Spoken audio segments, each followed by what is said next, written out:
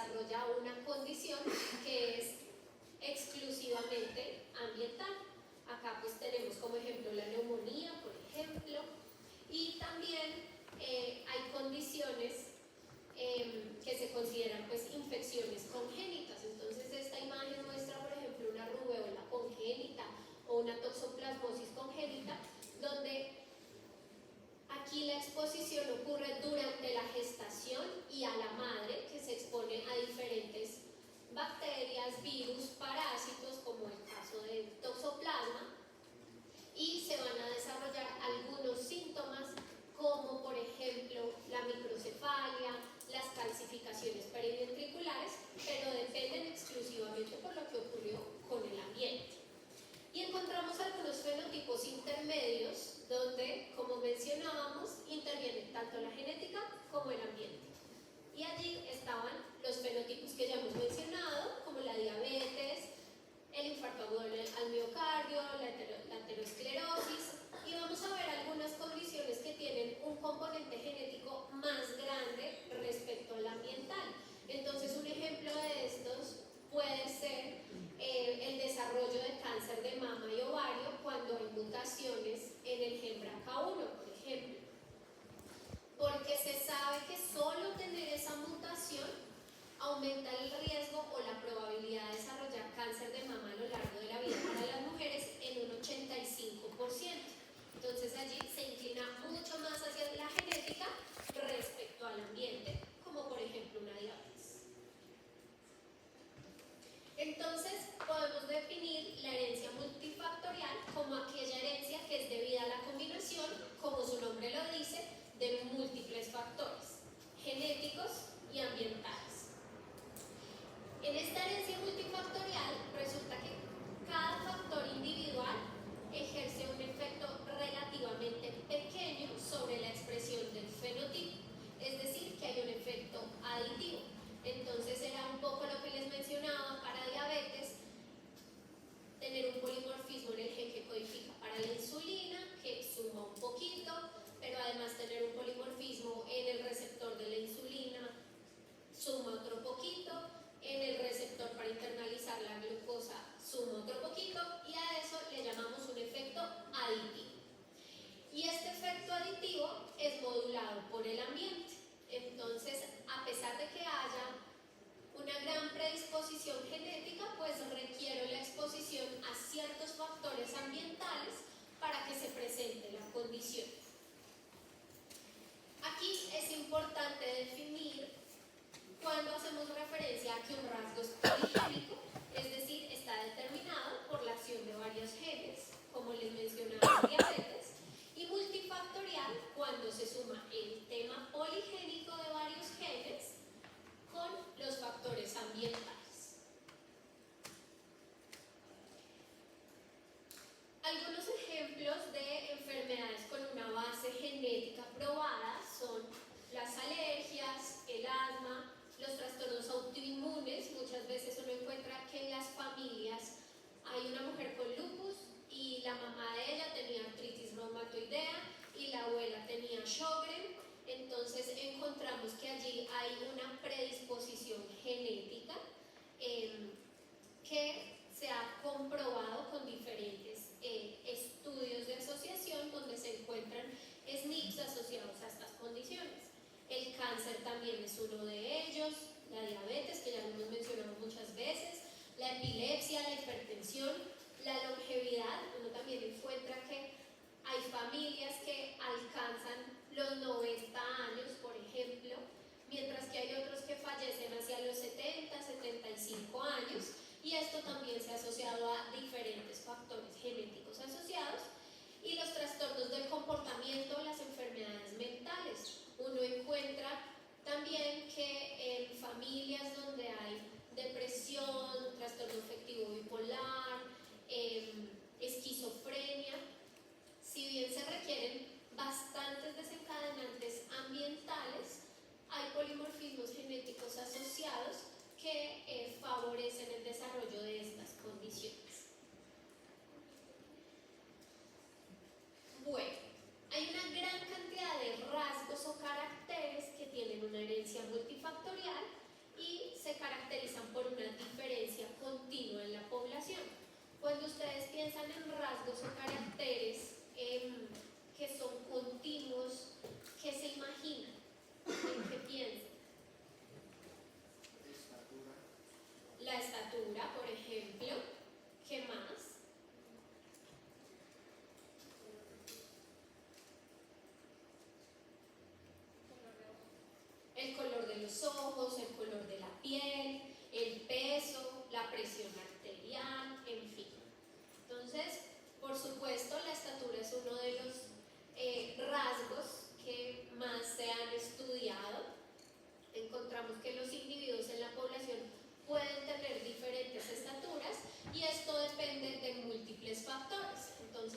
encontramos la alimentación. Por supuesto que un niño desnutrido no va a crecer igual que lo que crece un niño que tiene una adecuada nutrición y un adecuado aporte calórico. La calidad del sueño. Un niño que duerme bien pues va a producir una adecuada cantidad de hormona de crecimiento. Recordemos que la hormona de crecimiento se produce durante la noche, durante el sueño. Entonces es muy importante. La actividad física.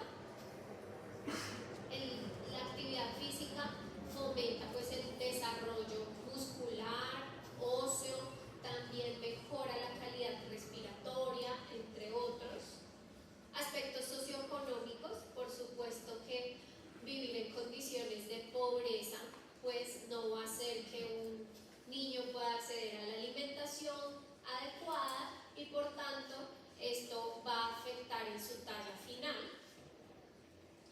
La estatura de los padres, uno puede calcular la talla medio parental con la talla de la mamá más la talla del papá dividido en 2. Si es hombre se le suma 6.5 y si es mujer se le resta 6.5 centímetros. Y esa talla medio parental pues nos va a dar, según la genética, qué tanto va a crecer un niño o no. El estado inmunológico, por supuesto que un niño que se infecta con frecuencia tiene menor probabilidad de crecer y ganar talla.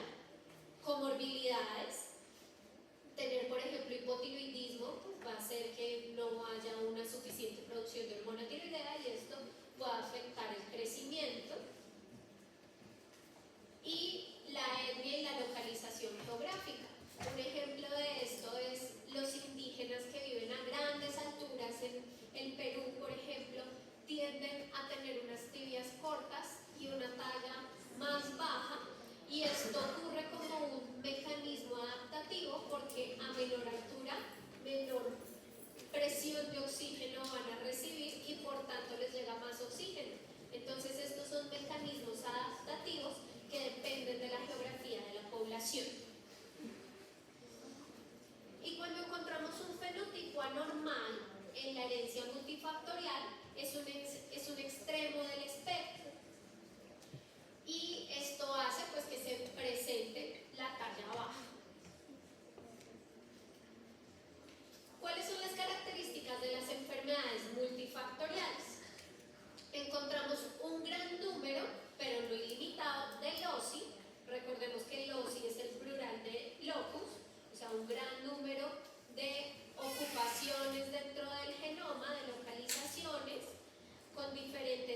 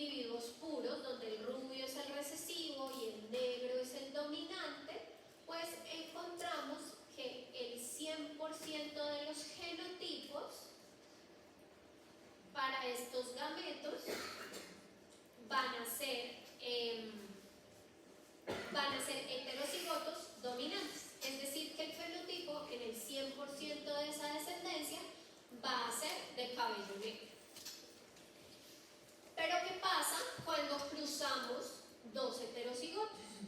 Entonces acá encontramos los gametos, A mayúscula, A minúscula, y al cruzarlos, entonces recordemos que obtenemos el 50% como heterocigotos, el 25% como homocigotos dominantes y el 25% como homocigotos recesivos.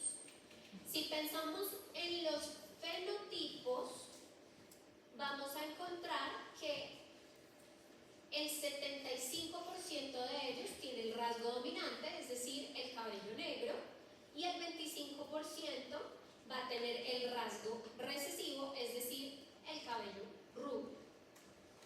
Entonces, aquí podemos empezar a ver cómo se empieza a distribuir el rasgo en su genotipo. Cuando vamos a ver dos rasgos independientes, acuérdense de la segunda ley de Mendel, entonces tenemos color del cabello, pero además le vamos a sumar color de ojos, café y verde. Encontramos que la distribución pues es esta. Cuando cruzamos los gametos, encontramos 16 posibilidades, ¿verdad? Y allí encontramos una distribución de los genotipos donde la más frecuente van a ser los dobles heterocigotos y los más distantes pues van a ser los homocigotos puros para esa característica. Y cuando pensamos en cuál es la distribución en la población para el fenotipo, pues encontramos que los rasgos dominantes van a ser los más frecuentes, 9 de esos 16. Luego encontramos que los heterocigotos para un rasgo o para otro con un rasgo recesivo van a presentarse en 3, ¿cierto? Y en uno solo vamos a encontrar ese recesivo puro, como lo vemos acá distribuido en este cuadro de puntos. Entonces, eso ocurre para la genética mendeliana, ¿verdad? Y vamos a ver cómo esto, de cierta manera, lo podemos extrapolar a la genética multifactorial. Entonces, estábamos mencionando que en la genética multifactorial, para caracteres continuos, hay un efecto aditivo de múltiples loci. Entonces, en el ejemplo anterior, podríamos decir que acá tenemos dos locus, un locus para el color del cabello y un locus para el color de los ojos. Ahora vamos a imaginarnos que acá tenemos un efecto aditivo en la estatura, por ejemplo, donde un gen es el de la producción de la hormona tiroidea, otro gen es el de la producción de la hormona de crecimiento, otro gen es el de el desarrollo del cartílago y óseo, y así sucesivamente muchísimos genes. Y vamos a empezar a ver cómo es la distribución de esos caracteres continuos. Entonces acá tenemos el ejemplo de la altura de una planta. Vamos a decir que cada carácter, cuando está de forma recesiva, bueno, no, esperen, para hacer mejor el ejemplo. Entonces, vamos a definir cuál es la altura de una planta. La altura de esa planta depende de 3 loci diferentes: el X, el Y y el Z. Como sabemos que este efecto es aditivo, encontramos que el homocigoto recesivo para estos 3 loci tiene una estatura de 60 pulgadas. O sea, si es totalmente recesivo, la planta va a medir 60 pulgadas.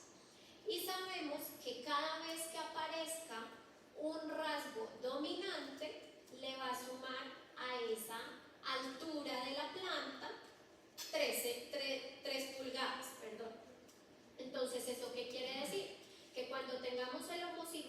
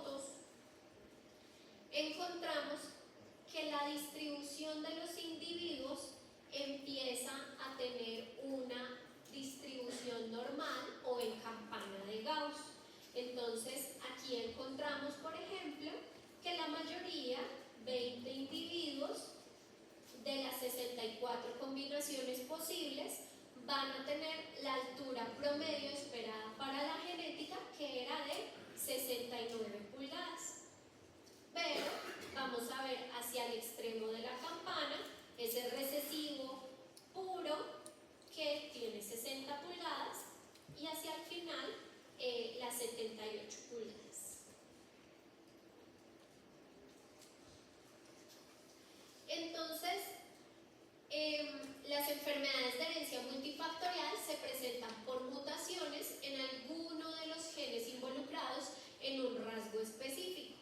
Entonces podemos encontrar que dependiendo qué tanto efecto aditivo tenga ese polimorfismo, pues va a favorecer el desarrollo o no de alguna enfermedad.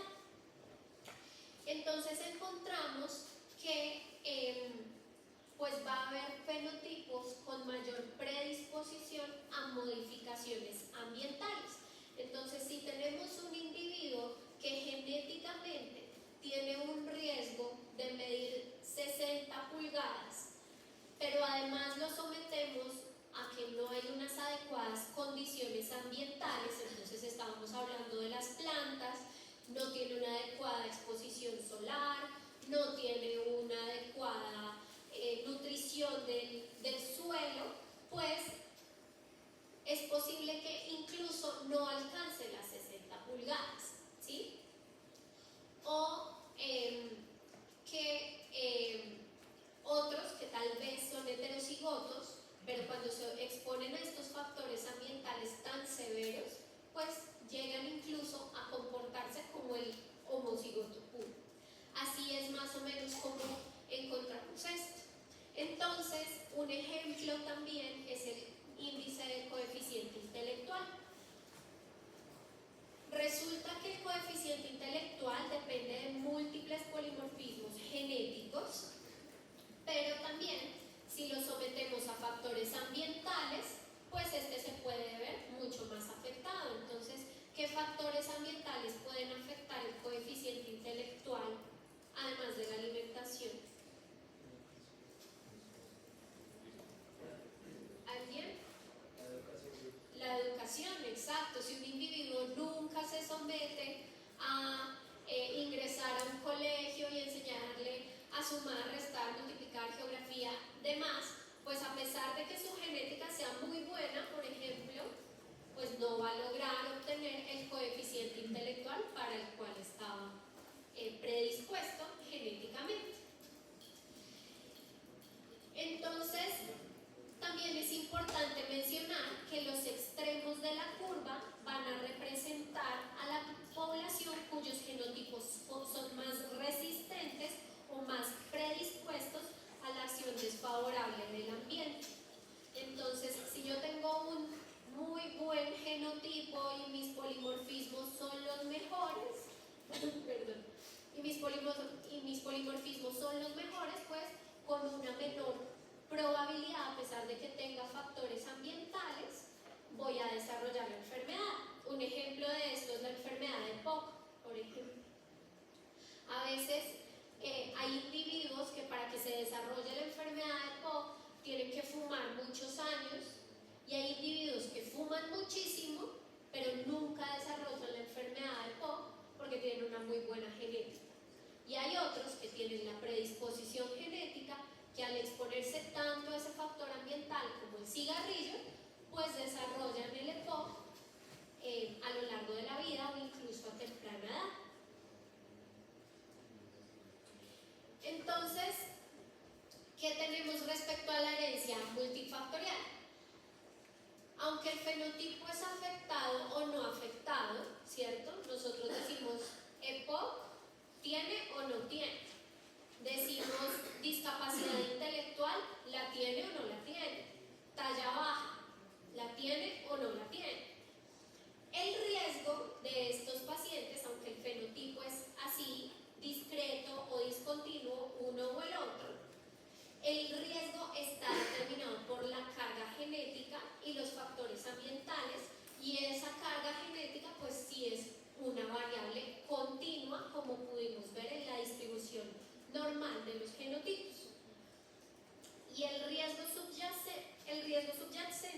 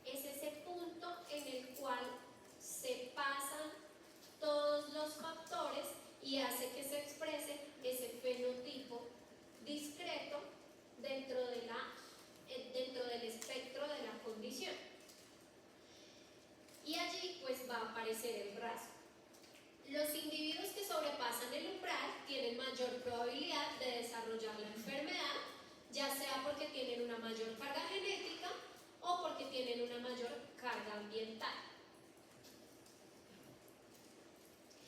Entonces aquí vemos cómo el riesgo de recurrencia es mayor en los familiares de un probando afectado que en la población general. Vamos a pensar en un ejemplo: depresión. La depresión, vemos que en esta curva que está más como en negrilla es la distribución normal. Esta es la susceptibilidad de la población general de padecer la condición. Y si vemos aquí, está pintadito chiquitico que muy pocos individuos de la población general van a padecer la condición. Pero resulta que cuando yo tengo un individuo afectado, ¿sí?, tengo un paciente con depresión, ¿cuál es la probabilidad de que sus parientes en primer grado, es decir, hermanos, padres, tengan la condición? Pues resulta que hay un desplazamiento de la curva hacia la derecha y eso hace que aumente el umbral de riesgo. ¿Por qué? Porque un individuo afectado quiere decir que tiene una carga genética importante, es decir, muchos polimorfismos que favorecen el desarrollo de la enfermedad. Y en los familiares en primer grado, al menos el 50% de su ADN es compartido. Entonces eso hace que haya una mayor predisposición genética a padecer este tipo de condiciones como la depresión. Ahora, si miramos parientes en segundo grado, pues resulta que allí ya no es la mitad, sino un cuarto de la información genética lo que se comparte, y entonces esto hace que ya no sea tan probable el desarrollo de la condición como la depresión, sino que haya un desplazamiento de la curva un poco más similar o más cercana hacia la curva de la población general. Esto entonces serían parientes en segundo grado, los abuelos, los tíos, por ejemplo, y cuando pensamos en los parientes en tercer grado, pues es solamente un octavo de la información genética que se comparte, es decir, hablamos de primos hermanos, y allí pues se acerca muchísimo más a una curva de distribución normal. Entonces, ¿eso por qué es útil? Porque uno debe preocuparse bastante por las condiciones que presentan sus familiares en primer grado e incluso en segundo grado, pero ya en tercer grado se empieza a comportar muy similar a la población general.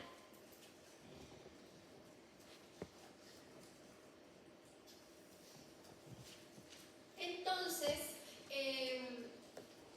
¿cuál es la utilidad del modelo del umbral? Pues va a permitir realizar predicciones del riesgo de recurrencia de enfermedades comunes o malformaciones en los familiares de un probando. Esa es básicamente la utilidad clínica de estas condiciones. Y encontramos los principios básicos de las enfermedades multifactoriales, y acá pilas porque esto es pregunta de parcial. Entonces, ¿cuáles son esos principios? Pues que el trastorno no se segrega a través de la familia por un mecanismo mendeliano simple o monogénico. ¿Qué pasa? Cuando pensamos en fibrosis quística, no importa el número de hijos que tenga una pareja de portadores, el riesgo en cada embarazo va a ser, ¿cuál? 25%. Pero si tenemos una condición multifactorial como labio y paladar hendido, y estábamos hablando que hay un efecto aditivo y hay una mayor predisposición cuando hay un familiar afectado, pues eso quiere decir que si una pareja tiene un hijo con labio y paladar hendido,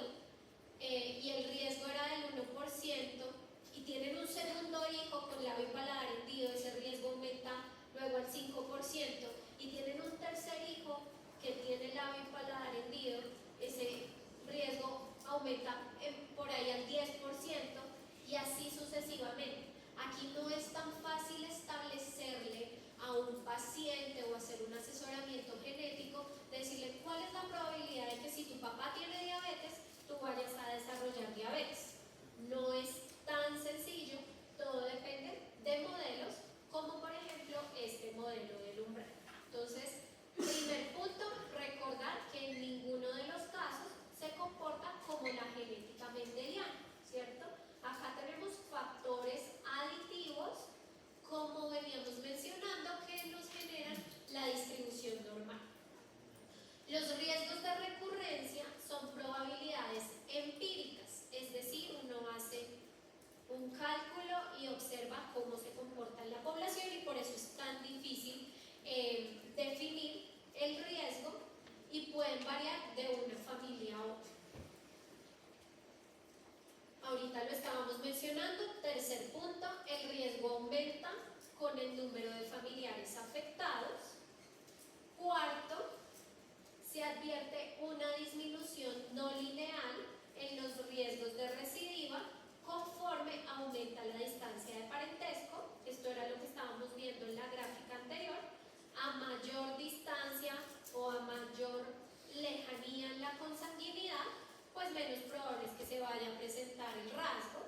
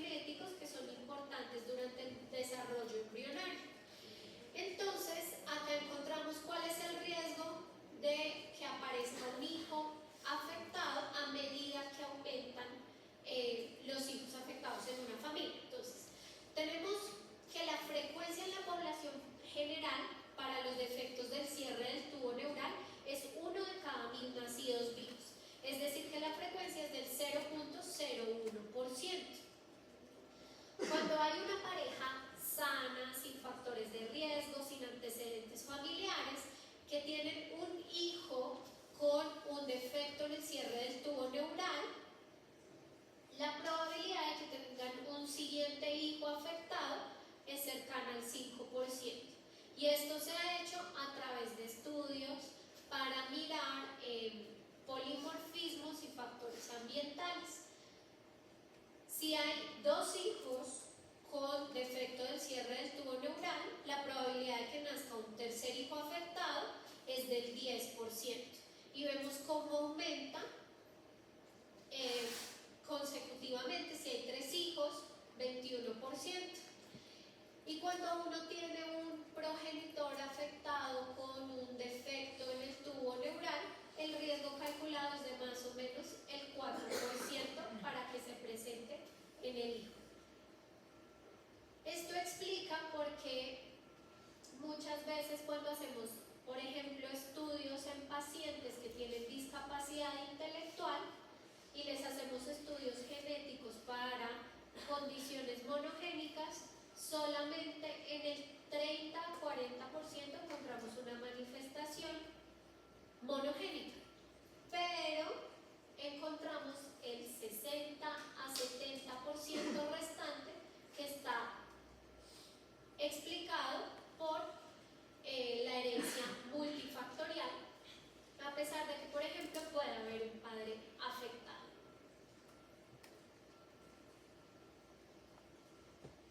Aquí encontramos cuál es la frecuencia de algunas anomalías congénitas multifactoriales. Entonces, 1 de cada 1000 para labio leporino y fisura palatina. Realmente utilizar el término labio leporino es bastante peyorativo porque pues hace referencia a animales. Entonces, el término correcto es hablar del labio paladar en vivo. Los defectos cardíacos, 4 de cada 1000 nacidos vivos van a presentar, entre 4 y 8 de cada 1000 van a presentar un defecto cardíaco. La hidrocefalia, 0.5 a 2.5 de cada 1000, defectos del tubo neural, como estábamos mencionando, y la estenosis pilórica, 3 de cada 1000 nacidos vivos, no importa si es hombre o mujer. ¿Cómo hacemos para determinar cuál es la influencia de los genes y del ambiente?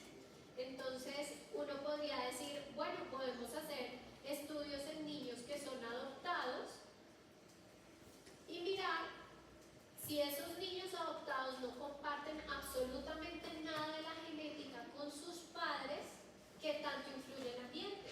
Entonces encuentra uno que los niños adoptados desarrollan rasgos de personalidad similares a los de sus padres. También encontramos en niños adoptados que, según los hábitos alimenticios, pueden desarrollar obesidad similar a la de sus padres no biológicos, por ejemplo. Y allí pues podemos hacer una aproximación en qué tanto influye el ambiente en el desarrollo de ciertas condiciones.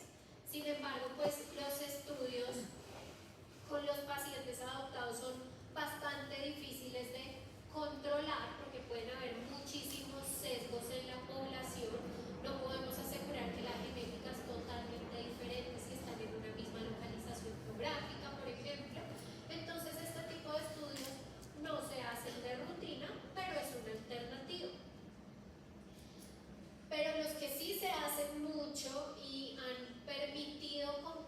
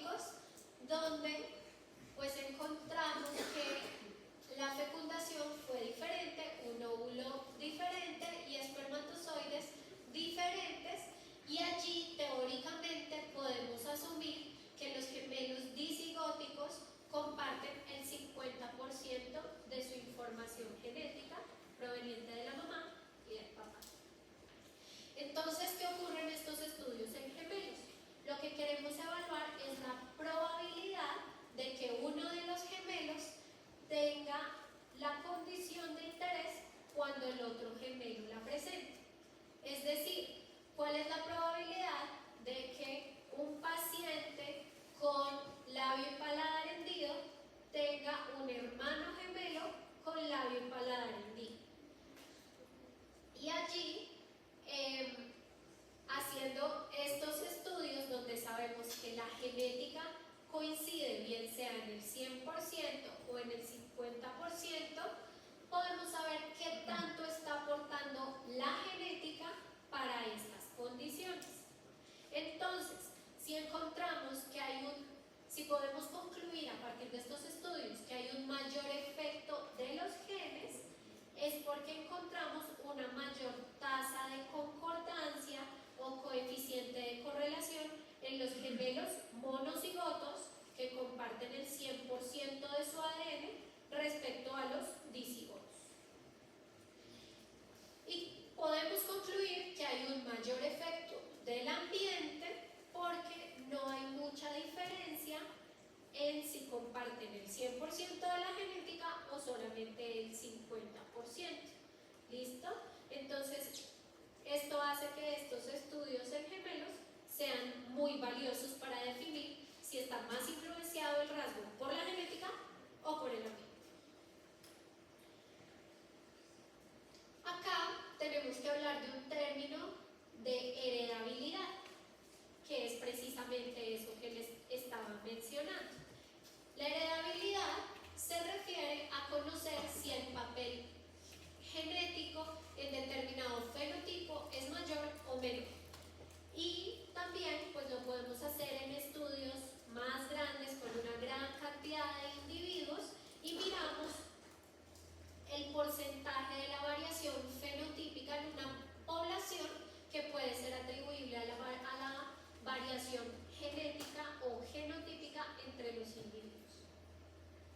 Entonces, para explicar el modelo de la heredabilidad, existe este modelo que se conoce como ACE y lo que quiere explicar es la variabilidad fenotípica que está determinada por la varianza de la genética y del ambiente.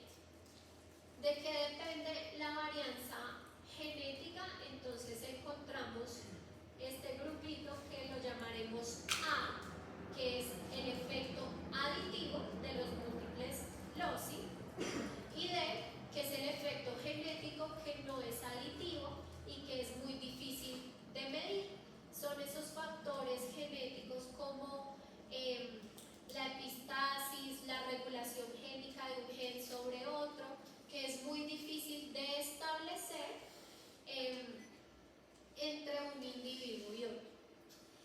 Y la varianza ambiental, que depende de los factores C y E.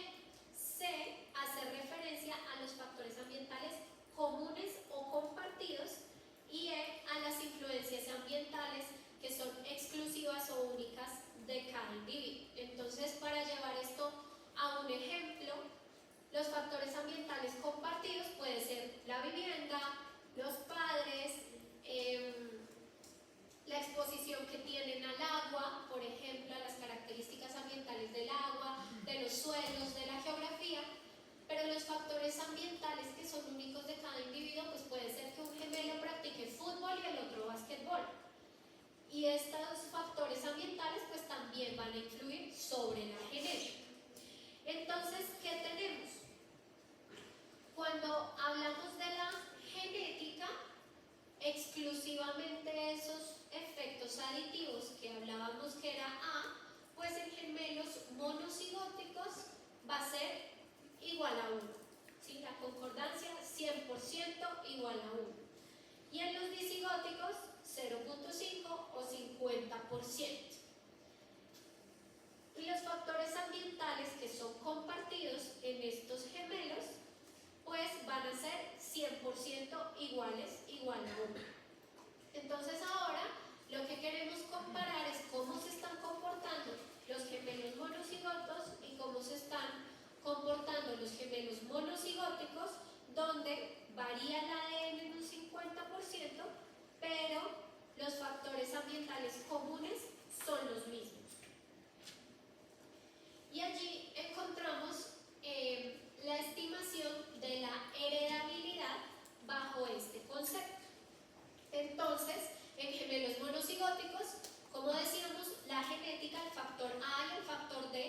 a ser 100% iguales, y la parte C también porque son los factores ambientales comunes.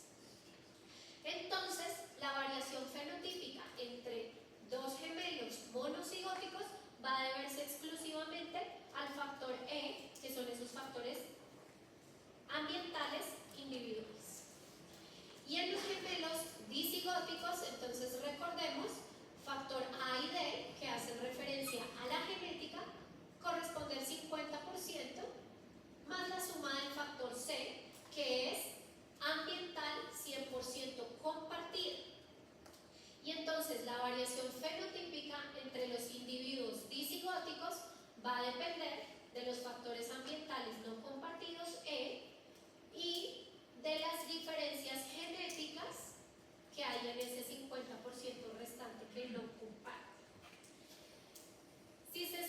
Si se asume que contribuye al desarrollo del fenotipo de interés de igual manera, tanto en gemelos monocigóticos como disigóticos, es posible estimar cuál es el efecto genético de ese A y D no compartido entre un grupo de monocigotos y un grupo de disigotos no compartidos. Entonces, encontramos la heredabilidad. Esta es la fórmula de la heredabilidad. Hay dos, una que llamamos en sentido amplio y otra que llamamos en sentido estrecho. La heredabilidad en sentido amplio es este modelo de gemelos y la de sentido estrecho hace referencia a los estudios de asociación en poblaciones grandísimas bajo condiciones reales. Entonces, acá la fórmula de la heredabilidad es la resta de la concordancia entre los gemelos monocigotos y la resta de la concordancia entre los disigotos. Y recordemos que acá, pues A y C son iguales y acá A, que es la parte genética, era la mitad. Aquí les traje un ejemplo. Obviamente esto tiene un montón de fórmulas estadísticas, pero para llevarlo un poco más aterrizado a cómo funciona, pues encontramos que la heredabilidad para un rasgo, que es por ejemplo el trastorno del espectro autista, en dos gemelos idénticos o monocigóticos, pues es cercana al 60%. Y acá entre gemelos disigóticos es como del 21%. Entonces, cuando encontramos estas diferencias tan marcadas, podemos atribuir que hay una alta heredabilidad porque los gemelos monocigotos son muy concordantes. Entonces, para el trastorno del espectro autista se calcula una heredabilidad cercana al 80%. Es decir, que hay un alto componente genético allí involucrado. Estas son otras condiciones que encontramos que hay concordancia entre los gemelos monocigotos y disigotos y cuál puede ser la heredabilidad. Entonces, miren que la heredabilidad está cercana a 1 o al 100% cuando hay psicosis maníaco-depresiva en gemelos pues monocigotos. El asma también es una condición que tiene una heredabilidad bastante alta, la hipertensión, la fiebre reumática, el cáncer en cualquier localización y la muerte por infecciones agudas. Miren que la heredabilidad es cercana a 0 porque depende bastante del medio ambiente. Y para hablar de la heredabilidad en sentido estricto, que era la que les mencionaba ahorita, que no depende de los estudios en gemelos, sino en modelos muchísimo más grandes en población real, lo que buscamos es definir o estimar la similaridad genética o aleatoria entre miles de pares de individuos no relacionados. Y se hace una predicción de la similaridad fenotípica para cada par de individuos. Acá pues es muchísimo más compleja la fórmula,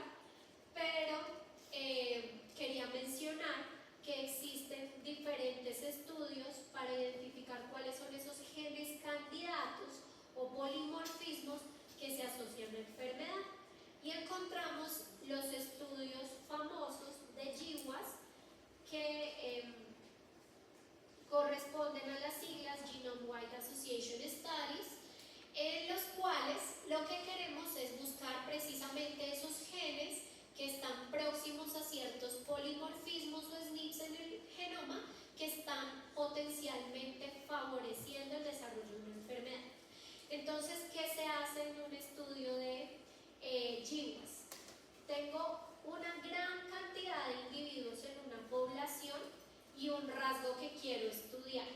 Digamos que acá tengo 1 millón de mujeres y el rasgo que quiero estudiar es el desarrollo de síndrome de ovario poliquístico.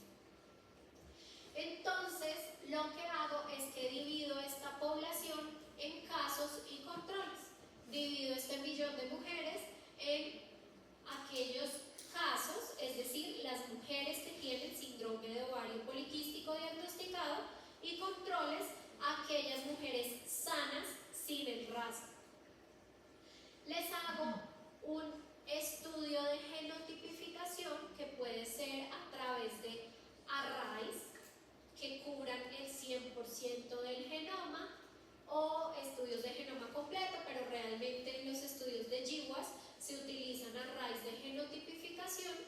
Y luego lo que voy a hacer es que voy a buscar una asociación estadística. Voy a buscar si hay SNPs que son más frecuentes en la población de mujeres con síndrome de ovario poliquístico respecto a la frecuencia de ese mismo SNP en las mujeres que no tienen ovario poliquístico. Si al hacer estudios de asociación estadística yo encuentro que hay un SNP que se está presentando más en las mujeres que tienen síndrome de ovario poliquístico, pues allí tengo un SNP que puede estar cercano a un gen candidato para favorecer el desarrollo de ovario poliquístico. Ejemplo de esto, entonces, ¿qué podría pensar uno que favorece el desarrollo de ovario poliquístico?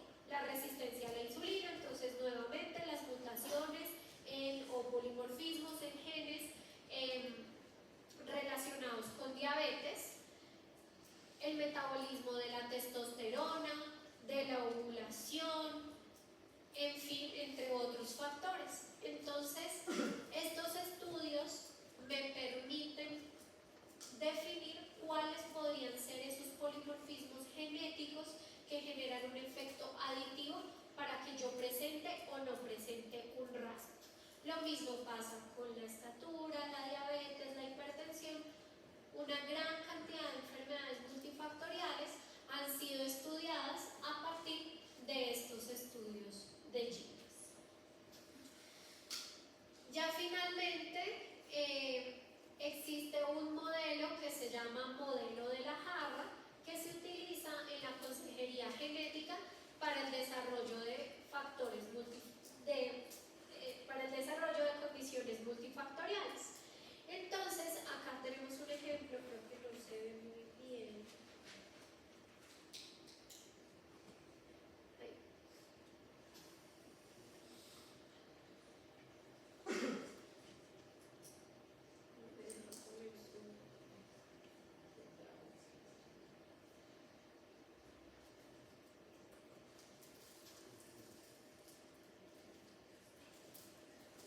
Entonces, acá encontramos factores genéticos y ambientales.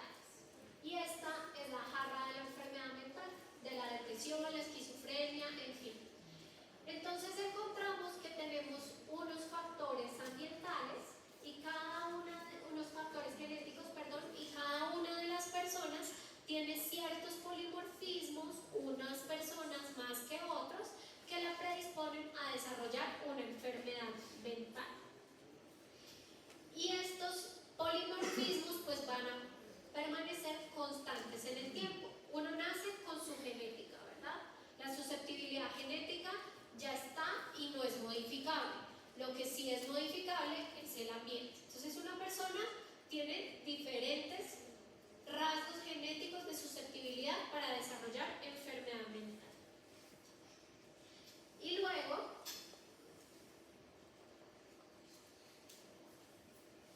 encontramos que esa persona se expone a ciertos factores ambientales que va acumulando a lo largo de la vida y que le confieren cierta vulnerabilidad para desarrollar una enfermedad. Entonces vemos que el primer individuo pues se expone un poco, el segundo tiene una alta predisposición genética,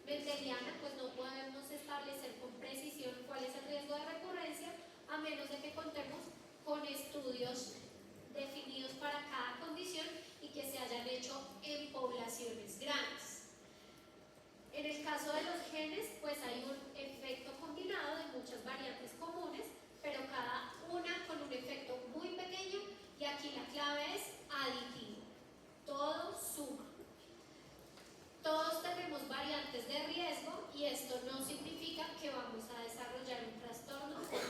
Depende de qué tanto es el peso que se le da a la genética y qué tanto es el peso que tiene lo ambiental.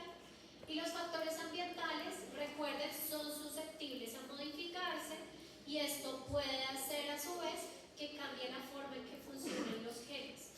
El ambiente pues también va a hacer que se regulen esos genes hacia que se presente más o hacia que se presente menos a medida de que se modifican en el tiempo.